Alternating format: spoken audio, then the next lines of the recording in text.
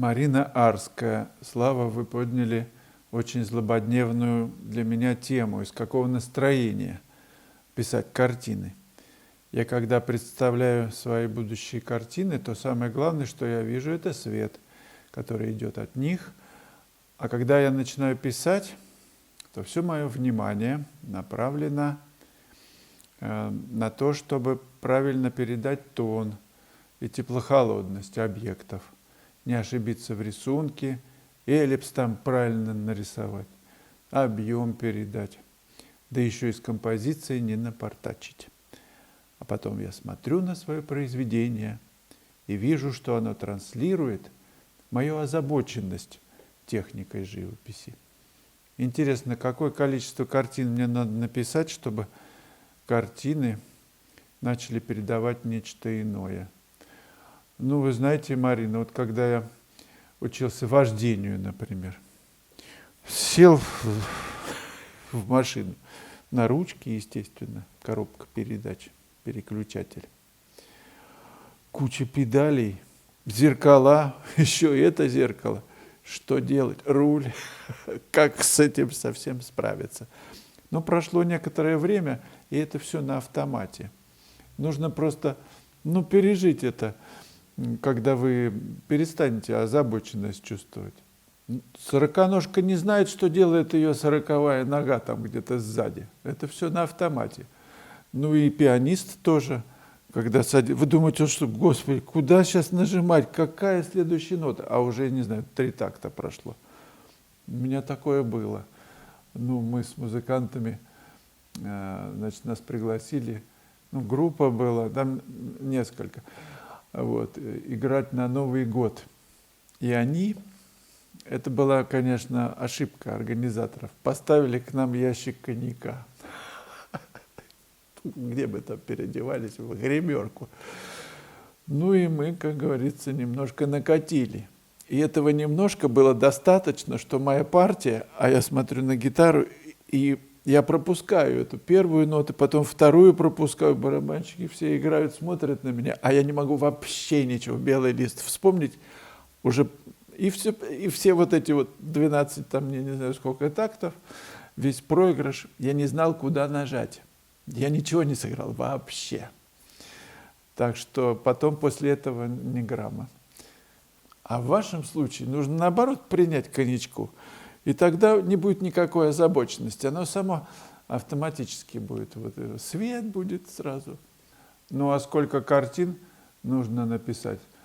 По-разному. Кто-то быстро, у кого-то получается, например, рулить, да? Артист какой-то, Смоктуновский, что ли, не помню. Кто-то сел вести машину вместо него. И он совершенно не беспокоился. Он говорит, не беспокойся. Он же куда-нибудь вырулит, все будет в порядке. Ходит же он по улице или на велосипеде ездит, да он в гараж не сможет заехать или как направо повернуть. Ничего, раз, и вроде бы начал поворачивать, тот, который вообще никогда. Ничего. В академии каждый день уделяется рисунку и живописи время. Кто-то из студентов определенные часы отводит этому, а кто-то еще и вечер, а кто-то еще и ночь. И так в течение 5 лет. Недолго на самом деле. Потом, конечно, перерыв нужно, чтобы забыть все и писать уже творчески. Творчески это значит, наложил на это все, послал все эти знания, но они фундаментально в тебя проникли, пропитались, все твои нервушки и нейронные связи, и ты выискиваешь новые решения. Находится стиль, тебе в нем комфортно, ты его развиваешь и, в общем, следуешь за своими уже потом эмоциями. А сначала нужно, конечно, гаммы, поработать над гаммами. Кстати, по поводу творчества, написал работу вчера здесь, ниже Чеховки, на лодочную станцию, там спускаешься, и чудесный вид. И я замерз, поработал там, записал видео моих поисков, соскребываний, переписываний. То есть это творческая работа, в которой я искал новый для меня способ выражения этого мотива, который мне на сегодняшний момент интересен. Полностью видео процесса творческого я выложил на Бусти. Приглашаю вас в гости. Там несколько уровней подписок, канал платный. Наконец, вы сможете поддерживать мою деятельность. Там вы сможете комментировать, задавать вопросы, на которые я в первую очередь буду здесь отвечать. Очень интересная тема у нас с вами развивается. Давайте ее попробуем продолжать, и вы тоже включайтесь.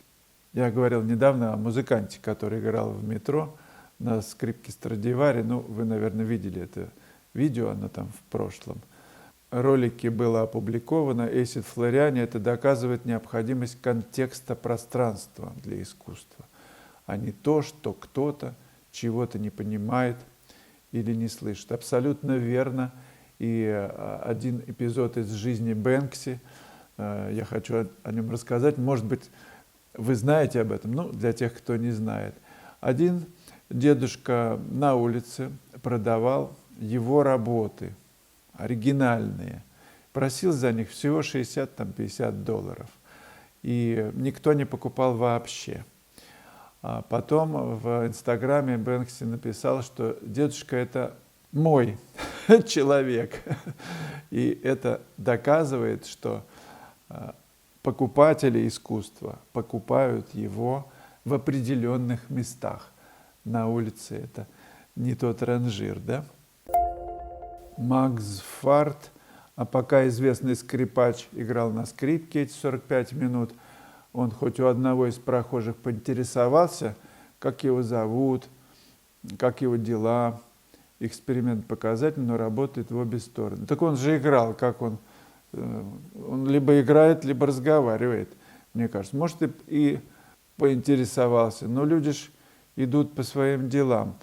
Но еще вот мне хочется сказать о том, что мастера, ну, есть такая суфийская поговорка, что в какие бы одежды хозяин не рядился, собака его узнает. Это по поводу того, вообще узнаем мы гения, мастера, ну, как суфи на базарной площади, узнаем мы мастера или не узнаем. Как-то Черниговская рассказывала о своем разговоре со Спиваковым. Они слушали какое-то произведение, ну, в записи, да, и Черниговская спросила его, откуда ты знаешь, что это Страдивари? Тот утверждал, что он играет на Страдивари. На звукозаписи нигде ж не написано, что это Страдивари. Он говорит, я слышу. Другими словами, бриллиант, если он уронен в грязь, в пыль, он останется бриллиантом. И человек, который умеет различать его, ну, отличать от стекляшки, это увидит.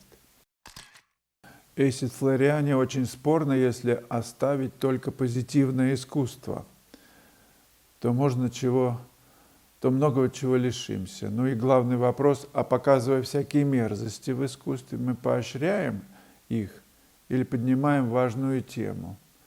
Также хочу отметить неоднозначность терапевтического эффекта картин. В некоторых ситуациях ваша природа и цветочки ваши, да, или ничего не дадут человеку, а в худшем случае будут раздражать. Цветочки раздражать. А с другой стороны, что-то мрачное может, наоборот, иметь более положительный эффект. Конечно, можно провести аналогию с музыкой, когда люди слушают очень тяжелую, мрачную музыку, и я бы не сказал, что они какие-то неадекваты. Или наоборот, снимают стресс через такое. Помните, по-моему, Дмитрий Сергеевич Лихачев сказал, что, я могу ошибиться, но, по-моему, он когда-нибудь настанет время тихих голосов. Все работает, и мрачники нужны, и светоносные. Но вопрос, что мы с вами выбираем? Каждый из нас выбирает свое. Ну, и опять каждый из нас решает. Вот он освободился там от какого-то стресса, да, написав картину какую-нибудь там, зубы разворачиваются, все такое ужаса, да. Ну, освободился ты. Ну, это терапия такая. Ну, поставь ее в угол, эту картину. Зачем ее тащить на выставке? Объясните мне, кто знает, зачем? Зачем инфицировать других? Катарсис, перепроживание, может быть. Находимся в аду, да, чтобы человек еще глубже осознал, в каком аду он находится. Что рядом, как, по-моему, Эрик Фром говорил, что, наверное, он, что большая трагедия человека, что он животное, как бы наделенное сознанием, в теле животного существует сознание. Да? Одна часть готова загрызть, а другая приласкать. Борьба такая происходит.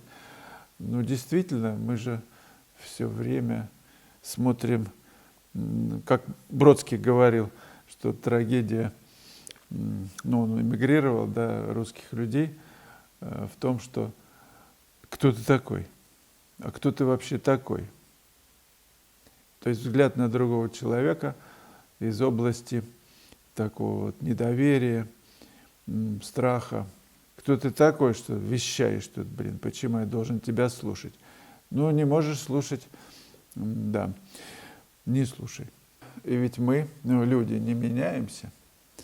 Да, у нас есть гаджеты и все такое, всякие удобства, но войны продолжаются. Поэтому для себя я выбираю писать такие работы, глядя на которые люди становятся добрее, более любящими. У меня есть работы, такие размышления, но они все отправляют как указатели в то, что ты есть такое, да, на самом деле. Как бы вопрос, кто ты на самом деле. В каких-то работах я ставлю это как главное. Картины, которые задают вопрос, чтобы ты на него ответил. Но это не в лоб, и не каждый это, может быть, увидит. Я довольно-таки трепетно читал отзывы, которые вы мне написали после выставки моей персональной в Санкт-Петербурге. Это очень трогательно и мотивирует меня с удвоенной силой работать дальше. Друзья, так мы едем в Плёс работать. Я провожу там класс с 9 по 13 апреля. Это Волга. Я был в Плёсе довольно давно, во времена Строгановки, но впечатление осталось. И прям жду не дождусь, как туда поеду. А еще в начале мая будут 2 класса в Италии.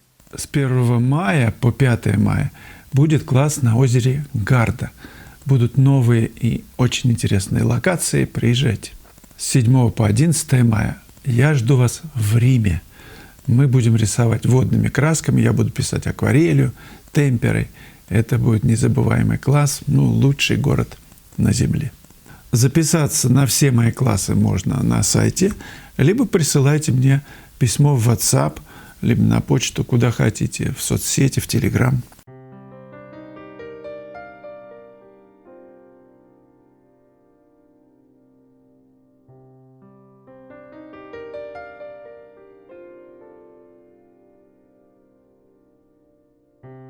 Не забывайте, друзья, отметиться в журнале. И пока.